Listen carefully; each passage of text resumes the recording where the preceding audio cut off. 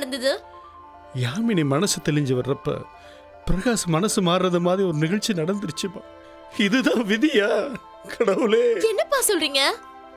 ஆமாம்மா, பிரகாஷ் மாலினியை கல்யாணம் செஞ்சுக்கிட்டாருமா. இனிமே அவ என்னைக்குமே டைவர்ஸியா தான் இருக்க முடியும். என்ன செய்ய? அப்பா, இது என்ன கொடுமை?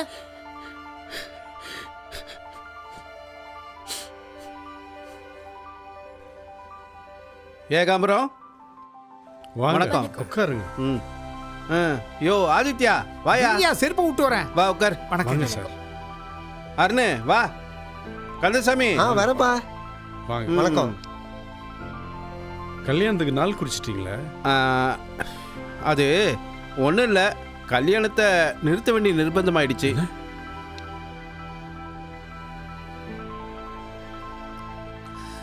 எனக்கும் தாரிணி மேல ரொம்ப பிரியம்தான். ஆனா எங்க குடும்ப வழக்கப்படி தாரிணி இல்லையே, அதனால தெய்வ குத்தம் ஆயிடுமோன்னு எங்க அப்பா பயப்படுறாரு. ஆமாங்க, என் பெரிய பையன் எங்க குல வழக்கத்தை மீறி ஒரு கன்னி பொண்ணை கல்யாணம் பண்ணிக்கிட்டான். 2 பேருமே ஒரு ஆக்சிடென்ட்ல இறந்து போயிட்டாங்க. அதே நிலைமை என் சின்ன பையனுக்கு வரக்கூடாது இல்லையா? அவன் நல்லா இருக்கணும்ல. அதனால இந்த கல்யாணத்தை நிறுத்திடலாங்க. நீங்க என்ன சொல்றீங்க? குடும்ப வழக்கமா? அது என்ன? அம்மா, அது ஒன்றும் இல்லை. இவங்க குடும்ப வழக்கம் என்னன்னா, இவங்க முன்னோர்களுக்கு ஒரு பொண்ணு சாபம் கொடுத்துட்டா. இவங்க குடும்பத்தில் எல்லா ஆம்பளைங்களும் ஒரு விதவையையோ இல்லை விவாகரத்தான பொண்ணையோ தான் கல்யாணம் பண்ணிப்பாங்க. அதுதான் இவங்க குடும்ப வழக்கம். ஒருவேளை அதை மீறி ஏதாவது நடந்தா, அதனால இவங்க குடும்ப ஆண்களோட உயிருக்கு ஆபத்து அப்படிங்கிறது இவங்களுக்கு கிடைச்ச சாபம். இது என்ன ஃபூலிஷ்னஸ்? என் பொண்ணு விதவை தானங்க, அதனால தான் நீங்க அவளுக்கு வாழ்க்கை கொடுக்குறீங்கன்னு நான் நினைச்சேன். என்னப்பா இப்படி போய் சொல்றீங்க? எனக்கு கல்யாணம் ஆகணும்னு என்ன வேணா சொல்லுவீங்களா? அதானே, உங்க பொண்ணு சொல்ற மாதிரி கல்யாணம் ஆகணுங்கிறதுக்காக என்ன வேணாலும் போய் சொல்லுவீங்களா? நான் போய் சொல்லலைங்க, என்ன நடந்ததுன்னு நான் சொல்றேன். அப்பா, அப்பா, நான் உங்ககிட்ட ஒரு விஷயம் சொல்லணும்பா. சொல்லுமா. அப்பா, நான் வேதாச்சலன்னு ஒருத்தரை லவ் பண்றேன். அவரும் என்ன உயிருக்கு உயிரா லவ் பண்றாருப்பா. என்னம்மா, யார் அவரு? சொல்லுமா, உடனே கூட்டி வந்து கல்யாணம் பண்ணி வச்சிடறேன். என்னப்பா, அவர் யாரு, எப்படி இருப்பாரு, படிச்சிருக்காரா இல்லையா, கருப்பா சிவப்பா, எதுவுமே நீங்க கேட்கல? எதுக்குமா நான் கேட்கணும்? என் பொண்ணு தாரணி செலக்ட் பண்ணா அது பெட்டரா தானமா இருக்கும். அப்பா, எல்லா அப்பாவும் இதே மாதிரி இருந்து தான் பெத்த பசங்களை நம்பி விட்டா காதலுக்கு தடையே இருக்காதுப்பா.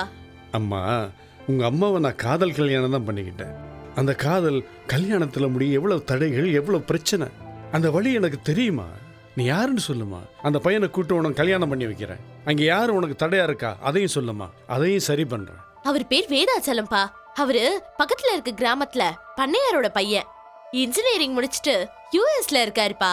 அவங்க அப்பா தனக்கு பிடிச்ச பொண்ணாதான் அவருக்கு கல்யாணம் பண்ணி வைக்கணும்னு சொல்றாராம். அதனால எங்க கல்யாணம் நடக்க சான்ஸே இல்லப்பா. என் ஆசை நிறைவேறாதுன்னு நினைக்கும் போது வருத்தமாவும் துக்கமாவும் இருக்குப்பா. ஆமா, ஃபாரின்ல இருக்கான்னு சொல்ற, நீ எப்படி? அவரு காலேஜ்ல எனக்கு சீனியர்ப்பா. அப்பத்துல இருந்தே எங்களுக்குள்ள. சரி, ஒன்று செய், நான் அவங்க அப்பாட்ட பேசி சரி பண்றேன். சரிப்பா, அவர் வெளியில தான் இருக்காரு, பேசுறீங்களா? என்னம்மா, ஏன் வெளியில நிக்க வச்சிருக்க? கூட்டு வாமா. வாங்க. வணக்கம் சார். சாரா, மாமான்னு சொல்லுங்க. உட்காருங்க. சரிங்க மாமா. அப்புறம் மாமா, நீங்க அப்பா கிட்ட பேசி எந்த பிரயோஜனமும் இல்ல. ஏன்னு தெரியல, அவர் கல்யாண விஷயத்துல ரொம்ப பிடிவாதமா இருக்காரு. ஏன்னு காரணம் கேட்டா சொல்ல மாட்டேங்கிறாரு.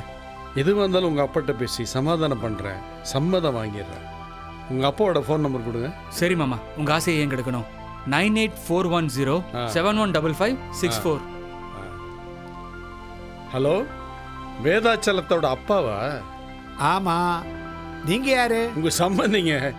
இல்ல, உங்க சம்பந்தியா வரப்போறவன். என்னது சம்பந்தியா? எனக்கு தெரியாமலா? அதான் எனக்கு தெரிஞ்சிருச்சே. உங்க பையன் வேதாச்சலத்துக்கு என் பொண்ணு தாரணிக்கு கல்யாணம் நடத்த போறோம். நீங்க வந்து நடத்தி கொடுங்க சார். என்ன விளையாட்டா இருக்கா?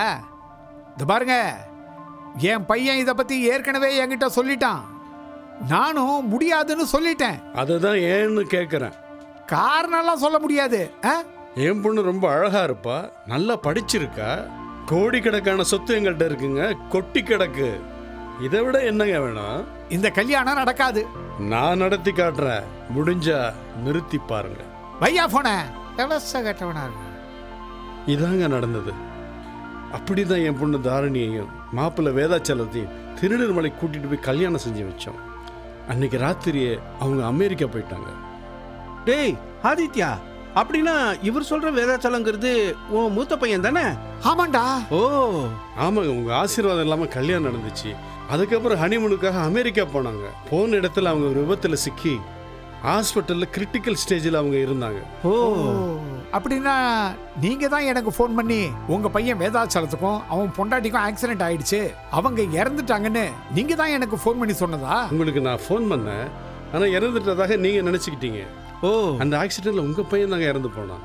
என் பொண்ணு பழச்சிக்கிட்டா, ஆனா அவள் கல்யாணம் நடந்ததை மட்டும் மறந்துட்டா. அதுக்கப்புறம் மெட்ராஸுக்கு நான் கூட்டிட்டு வந்துட்டேன். இவ்வளவுதாங்க நடந்தது. என் மூத்த மகன் வேதாச்சலத்தோட விதவ மனைவிய என் 2வது பையனுக்கு மனைவியா எங்க வீட்டுக்கு மருமகளா ஏத்துக்க நான் முழு மனசோட சம்மதிக்கிறேன். என் கணவர் வேதாச்சலம் அருண் மாதிரியே இருந்ததுனால்தான் எனக்கு அருண் மேல காதல் வந்ததோ. இப்பதான் என் மனசுக்கு ரொம்ப நிறைவா இருக்கு. ஆனா என் பொண்ணு யாமினியை நினைச்சாதான். நானும் அருணும் சின்ன வயசுலேருந்து ஃப்ரெண்ட்ஸ். அதனால் அவன் குடும்ப வழக்கத்தை ஃபாலோ பண்ணுறேன்னு அவங்ககிட்ட நான் ஏற்கனவே சொல்லியிருக்கேன். அதனால் ஆமினியை நானே கல்யாணம் பண்ணிக்கிறேன். அவங்க சம்மதிச்சா கேப்ல ஆட்டோ ஓட்டுற யாமினியை சம்மதிக்க வைக்க வேண்டியது என்னுடைய பொறுப்பு. ரொம்ப நல்லதா போச்சு. யாமினி தாரிணி கல்யாணம் அருண் கந்தசாமியோட நடக்குதுன்னு நினைக்கும் போது ரொம்ப மகிழ்ச்சியா இருக்கு. ரொம்ப மகிழ்ச்சி. ரொம்ப மகிழ்ச்சி. மங்கம்மா சாபம் தான் கேள்விப்பட்டிருக்கேன். ஆனா மங்கம்மா சாபம் மங்களகரமா நிறைவேறுச்சுன்னு நினைக்கும் போது எத்தனை சாபம் வேணாலும் வாங்கலாம் போல இருக்கே. அப்போ நான் சாபம் போடுறேன். ஐயோ வேண்டாமா, இவர் ஒரு பேச்சுக்கு சொல்றாரு. நீ வேற சாபம்லாம் விட்டுறாதமா. இப்படி சாபன்ற பேர்ல சீர்திருத்த கல்யாணம் பண்ற உங்க குடும்பம் பல்லாண்டு வாழ்ந்து பேரோடும் புகழோடும் கொடிகட்டி பறக்கணும். இதை பார்த்தா சாப மாதிரி தெரியலையே, வர மாதிரி அல்லவா இருக்கு. இந்த மாதிரி சாபங்களையும் வரங்களையும் எல்லாரும் வரவேற்போம். மகிழ்ச்சி.